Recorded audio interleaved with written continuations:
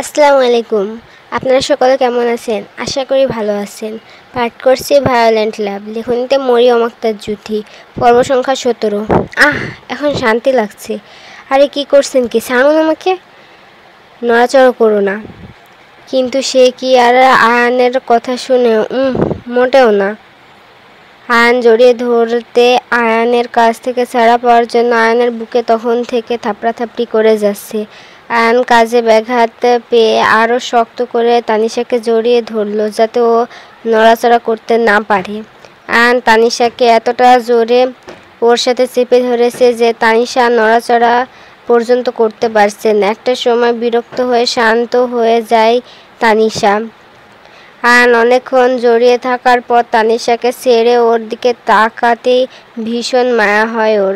অতঃপর আয়ান ওর হাত দ্বারা তানিশার গালের দুই পাশে আবদ্ধ করে পরপর পুরো মুখমণ্ডলে চুমুতে ভরিয়ে দেয়। হঠাৎ এমনটা হওয়াতে তানিশা কিছুটা ভ্যাগাচ্যাগা খেয়ে যায়। আয়ানকে ধাক্কা দিয়ে দূরে সরিয়ে দিয়ে কণ্ঠ নামিয়ে বলে, আপনি দিন দিন অসভ্যতামি করছেন। হবু বউয়ের সাথে একটু একটু অসভ্যতামি করাই যায়। কি বলো? মুখ চেপে অন্যদিকে তাকিয়ে, আপনি কি এসব করার জন্য আমাকে ডেকেছেন? বলতে পারো একদমই তাই। এটা শুনে তানিশা চলে যেতে নিলে আয়ান ওর হাত ধরে পেছন থেকে জড়িয়ে ধরে তানিশার ঘাড়ে মুখ ডুবিয়ে বলল, খেয়েছো দুপুরে? দেখুন আপনি কিন্তু বাড়াবাড়ি করছেন। কিছু জিজ্ঞেস করেছি। তানিশা এক প্রকার বাধ্য হয়ে বিরক্ত নিয়ে বলল, খেয়েছি। পরীক্ষা তো আর একটা আছে তাই না? নিজের যত্ন নেবে। তোমাকে দ্বিতীয়বার যেন ফোন দেওয়া না লাগে, প্রথম কলে রিসিভ করবে। আয়ান তানিশাকে চুপ থাকতে দেখে ওকে ছেড়ে দিতে তানিশা আয়ানের থেকে অনেকটা দূরে সরে দাঁড়াতেই আয়ান আর কিছু না বলে বাইকে উঠে তানিশাকে বাই বলে চলে যায়। আয়ান চলে যেতে তানিশা রাগী ফেস করে হালকা চেঁচিয়ে বলল, আসছে রাজনীতি করে পাশাপাশি বড় লোক বলে, যা চাইবে সেটাই হবে নাকি? আবার বলে হবু বউ। আরে বেটা, দরকার পড়লে তিশার মতো সুগার ড্যাডিকে বিয়ে করব, তাও আপনাকে করব না। ও থুরি, ও তিশা তো টাকার জন্য বুড়াটারে বিয়া করছে, তাহলে আমি কেন সুগার ড্যাডি বিয়া করব? কি বলতে কি বললাম আল্লাহ জানে। আল্লাহ, তুমি সুগার ড্যাডির কথা শুনো না, সব ওই লোকটার জন্য হয়েছে, খচ্চর বেটা ছেলে। বলে দপদপ পা ফেলে বাসার ভিতরে চলে যায়।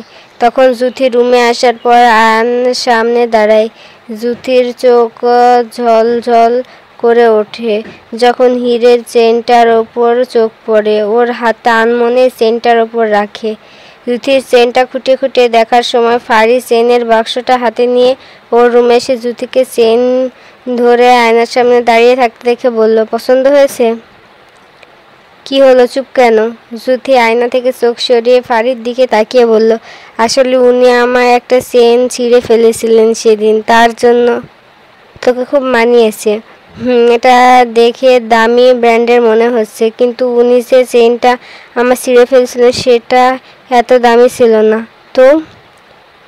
আমার কাছে তো অনেকগুলো টাকা আছে যেগুলো আমার পরীক্ষার সময় সবাই দিয়েছে, সেখান থেকে চেনের দামটা জেনে দিয়ে দেব, কি বলিস? জুথির কথায় ফারি বিরক্ত হয়ে বলল, ভাই কি তোর কাছে টাকা চেয়েছে? আর সবচেয়ে বড় কথা, তোকে বিক্রি করলে চেনের অর্ধেক টাকাও হবে না। জুথি ফারির কথায় ভ্রু কুঁচকে বলল, কেন? আমাকে বিক্রি করতে কেন হবে? ফারি ওর হাতটা বাক্স সহ পেপারটা জুথির হাতে দিয়ে বলল, দেখ গাধি, এটা সুইজারল্যান্ড থেকে আনা, আর পেপারটায় রেট লেখা আছে 1 মিলিয়ন। ও তুই তো আবার বাহিরে টাকার রেট বাংলাদেশি টাকার কত হয় সেটা জানিস না। সমস্যা নেই, আমি বলে দিচ্ছি, 12,30,00,000 টাকা, যেটা সুইজারল্যান্ডের 1 মিলিয়ন। জুথি ফারির কথা শুনে চোখ দুটো বড় বড় করে বলল, এত দামি চেন আমার চাই না, আমি এক্ষুনি এটা ফেরত দিয়ে আসবো। তুই কি করবি সেটা তুই জানিস, তবে দেখিস চেন ফেরত দিতে গিয়ে আলু ভর্তা না হয়ে আসিস। ঠ্যাস মেরে কথাটা বলে জুথিকে আর কিছু বলতে না দিয়ে রুমে থেকে বেরিয়ে আসে। পরপর কেটে গেছে 2 দিন। আজ ইভার ইউনিভার্সিটির প্রোগ্রাম পহেলা বৈশাখের। সকাল সকাল ফারিস জুথিকে ঘুম থেকে উঠিয়ে ওর রুমে নিয়ে চোখ দুটো ছোট ছোট করে অনুনয়ের স্বরে বলে, আমি তোদের বড় হয়েও আজ পর্যন্ত শাড়ি পরা শিখতে পারলাম না, তাই এখন সকাল সকাল তোদের কাঁচা ঘুম ভাঙিয়ে নিয়ে আসলাম, আমাকে একটু শাড়ি পরিয়ে দে না তোরা। এবার জুথি ফারির দিকে তাকাছে তো একবার ফারিস জুথির দিকে তাকাছে। সকাল 7:49 ঘুম ভাঙিয়ে আনাই ফারির তেমন রাগ না হলে জুথির বেশ রাগ হলো।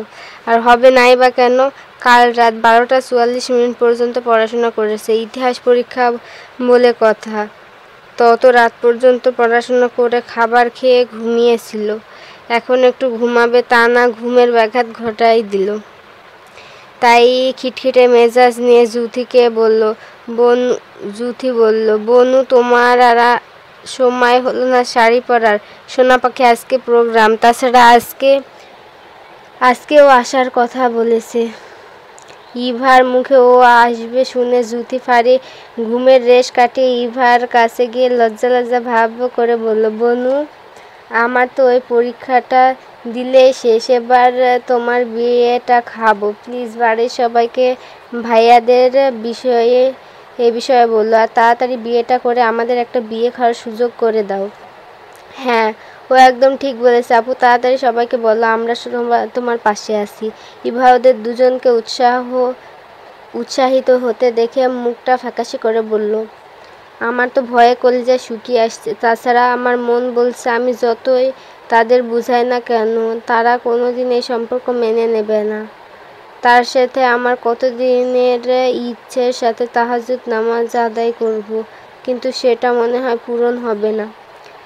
কেন, আমরা বলবো তোমার সাথে, তুমি একদম চিন্তা করো না। আমি নিয়ামুলকে অনেক ভালোবাসি। চোখ দুটো ছোট ছোট করে। এত মন খারাপ না করে আগে দেখা তো করো, দেখো ভাইয়া কি বলে। সময়টা প্রায় দুপুর। ইভা অনুষ্ঠানের মাঝামাঝি সময় ভার্সিটির চারুকলার পিছনে বাগানটায় নিয়ামুলের দেখা করতে বলেছিল, ও সেখানটায় গেছে। গিয়ে দেখে নিয়ামুল একটা বেঞ্চের উপর পা ঝুলিয়ে বসে আছে। ইভা ছোট পায়ে ওর কাছে এগিয়ে আসে, বলে, কেমন আছেন আপনি? নিয়ামুল ইভার উপস্থিতি টের পেয়ে ওর দিকে ঘুরে বলল, আলহামদুলিল্লাহ, তুমি কেমন আছো? আলহামদুলিল্লাহ। আপনার সাথে কিছু কথা ছিল। বলো। বাসায় প্রায় বিয়ের প্রস্তাব আসে, আপনি কি কিছু বলবেন না? কি বলবো আমি আর কতবার বুঝাবো তাদের? আমি আমার আম্মুর কাছে বলেছি তোমার আর আমার সম্পর্কটা কোনোভাবে কন্টিনিউ হচ্ছে না, কিন্তু আমি তোমাকে ভীষণ ভালোবাসি। তবে সমস্যাটা হচ্ছে সম্পর্কে আমার চাচা ভাতিজি হই, যেটা যতই দূর সম্পর্কের হোক, এর জন্য আম্মু আব্বু কিছুই বলতে চাইছে না। তাছাড়া আমি কিছুই করি না যে তোমাকে বিয়ে করে খাওয়াবো। একবার যদি ওর কথা শেষ করার আগেই আরিশ ইভার হাত ধরে ওর দিকে ঘুরিয়ে ঠাস করে একটা থাপড় দিয়ে বলল, ঠাস, কি করছিস সেই ছেলের সাথে এখানে? আসলে ভাইয়া বাড়ি চল। ভাইয়া আমি কোনো কথা শুনতে চাই না। কাল রাতে আব্বু কি বলেছিল তোকে শুনিসনি? ইভাকে নিচের দিকে তাকিয়ে কান্না করতে দেখে আরিশ নিয়ামলের দিকে তাকিয়ে কড়া কণ্ঠে বলল, কান খুলে শুনে রাখ, তালুকদার বংশের সাথে আমাদের খান বংশের কোনোদিন কোনো সম্পর্ক হবে না, তা আমার বোনের থেকে দূরে থাকবি। আর অবশ্য ওর বিয়ের কার্ড তোকে পাঠিয়ে দেবো, বিয়ের দিন চলে আসবি। বলে ইভার হাত ধরে চলে আসি। ইভা আসার সময় কান্না করে আরিশকে বলে, আমি বড় আব্বু পছন্দ করা ছেলেকে বিয়ে করব, তাও তুমি তাকে কিছু বলো না প্লিজ ভাইয়া। আমি ওর সাথে দেখা করেছি, শুনলে বড় আব্বু কষ্ট পাবে। সময়টা সন্ধ্যা 7:12। ইভাকে দেখতে খানবাড়িতে ছেলে পক্ষের লোকেরা এসেছে, যদিও আজকে ইভাকে দেখতে আসবে সেটা সাফওয়ান খান গতকাল রাতে জানিয়েছিলেন। ছেলে নাকি তার পরিচিত, তাছাড়া তারাও খান বংশ। এখানে যেহেতু সাফওয়ান খান নিজের রাজি, তাই মোমেনা খান আর কিছু জিজ্ঞেস করেনি ছেলের ব্যাপারে। রোদ ফারিস জুথি ইভার রুমে এক কোণে বসে আছে, আর রোদের আম্মু মেহজাবিন খান ইভাকে রেডি করে পাত্রপক্ষের সামনে নেওয়ার জন্য। ইভাও চুপচাপ বসে আছে। চাচিমণি যেভাবে যা বলছেন সেটাই চুপচাপ করে যাচ্ছে। তখন ইভাকে বাড়িতে নিয়ে আসার পর ইভাকে কান্না করতে করতে রুমের ভেতরে যেতে দেখে জ্যোতি, ফারিদ তার কিছুক্ষণ পর সবার চোখের আড়ালে ইভার রুমে গিয়ে দেখে ইভা বিছানায় শুয়ে চোখের জল বিসর্জন দিচ্ছে। এটা দেখে জ্যোতি ইভার কাঁধের ওপর হাত রেখে বলল, এভাবে কাঁদছো কেন বোনু? তাকে আর আমার পাওয়া হলো না কান্না করে। কি হয়েছে সেটা বলবে তো? আরিশ ভাইয়া ওর সাথে কথা বলতে দেখে ফেলেছে। ভাইয়া ডাইরেক্ট বলে দিয়েছে ওর সাথে আমার কোনো সম্পর্ক হবে না। আর যদি এটা নিয়ে বাড়াবাড়ি করি তো? আরিশের কথা শুনে জ্যোতির মেজাজটা পুরোই ফায়ার। বসা থেকে উঠে দাঁড়িয়ে বলল, কি পেয়েছে এটাকে উনি? সারা জীবন কি ওনার কথায় চলবে? আমি এক্ষুনি ওনার সাথে কথা বলবো বলে রুম থেকে বের হতে নিলে ইভা জ্যোতির হাত ধরে বলল, আজ আমাকে দেখতে আসবে। বড় আব্বু নিজে ছেলে পছন্দ করেছেন। তুই কিছু বলবি না? আমি মেনে নিয়েছি। আল্লাহ আমার কপালে যেটা লিখে রেখেছেন সেটাই হবে। পারবে অচেনা মানুষকে মেনে নিতে? যখন ফ্যামিলির সবাই চাইছে তখন মানিয়ে নেব। ইভার মুখে এমন কথা শুনে জ্যোতি আর কিছু বলে না। ফারির দিকে তাকিয়ে দুজন একসাথে হুররে বলে ইভাকে জড়িয়ে ধরে বলল, অবশেষে একটা বিয়ে খেতে পারবো। এটা বলে দুজন ইভার সাথে আরও কিছুক্ষণ কথা বলে রুম থেকে চলে আসে। ওরা দুজন চলে যেতে ইভা বিছানার ওপর বসে দীর্ঘ একটা নিঃশ্বাস ফেলে চোখ থেকে দুফোঁটা পানি ফেললো। কি আজব তাই না? আমি বললাম মেনে নেব, ওরাও কি খুশি হয়ে গেল? কিছুক্ষণ আগে যারা আমার পাশে ছিল এখন তারা আমার এক কথার মতো ঘুরিয়ে নিল। আদৌ কি আমি মানতে পারবো? বর্তমান সারিবদ্ধ মানুষের ভিতর শাড়ি পরে বসে আছে ইভা। তার ভিতরে কোনো অনুভূতি নেই। নিচের দিকে তাকিয়ে মনমরা হয়ে বসে আছে। এমন সময় ইভা চেনা কণ্ঠ শুনে চোখ তুলে তাকাতেই দেখে। ধন্যবাদ সকলকে।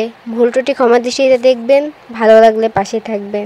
গল্পটি কেমন লাগলো কমেন্ট করে জানাবেন। ধন্যবাদ।